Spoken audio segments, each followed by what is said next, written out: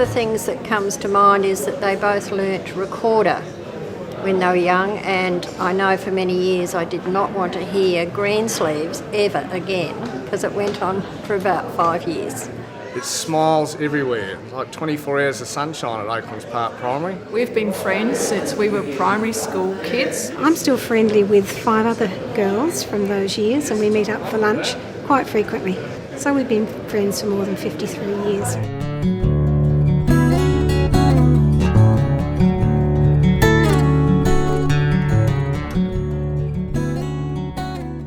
He talked in a way about schools that I wanted to hear. The phrase he used was, there needs to be a broad highway between schools and community. I think the main thing I remember about the school was the sheer mass of students and the amount of sport that was played. It was very, very active in sport. There were always competitions to go and watch at lunchtime, after school. They were really big events. Lots of fond memories of those days.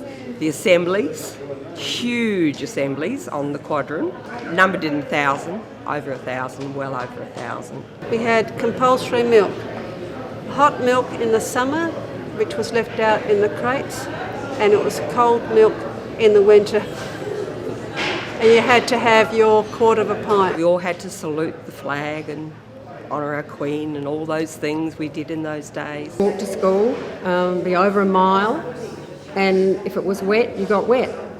And there'd often be wet shoes just arranged round the fire to get them dry, ready to go home.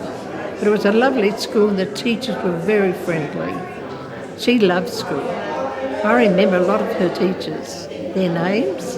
Vermont holds special memories because it's only in the later years that you realise how important those teachers were. The experience that I had in those 5 operettas has always stayed with me, and I'm forever grateful to all the teachers, but particularly those 2 who were involved in those operettas. I developed a love for art. I became an art teacher purely because I loved my art teacher. We were all petrified about going to high school because when you're in primary school and in this little bubble, we'd all been told that you got to high school and the first thing that happened to you was you had your head shoved down the toilet and you got beaten up by all the other kids. Well, we didn't have any of that, of course. We were not supposed to leave the grounds without a hat and our gloves on, not carrying them. We were supposed to be wearing the hat and wearing the gloves. Can you believe it? And as I got older and as the grades went on, my skirt got shorter and that would be squashed to fit on my head like a pirate's hat. And we had a summer hat and a winter hat, and we had a gym uniform which had prescribed bloomers to go underneath. Do you remember? Yeah, I do. Sending us up to the front office for misbehaving, really funny times. Here I have some infamous quotes. What kind of animals do we have in this class? One more crack from you and you'll be down the head. Stop this ridiculous, raucous uproar. It's like I'm in a cage of chimpanzees. That was deliberate. Ignorant. Shocking behaviour. Situations in year 11, 12 where we would wag school and go to the parties in a flat on South Road or whatever. Things like that. I won't go more into that, but that's what we used to do. And then eventually roll up to lessons, and we'd get into a lot of trouble. Big fruit war. Everybody used to bring bags of fruit to school, and my mate used to own an apple orchard, and that we'd all just throw a big war throwing apples and oranges at each other. That didn't go down too well with the teachers, obviously. Made the lawns look good on the next couple of months, but yeah, they weren't impressed with that. But they were back in the days when he got hit with a yard ruler, and he even had a name for his. It was the Persuader. As a term would go on with the new class, you'd get more and more theatrical with how he'd whack you with this Persuader. You'd be hauled out in the front of the class. It was almost like a sort of bondage discipline thing. It'd probably make a fortune on the internet now.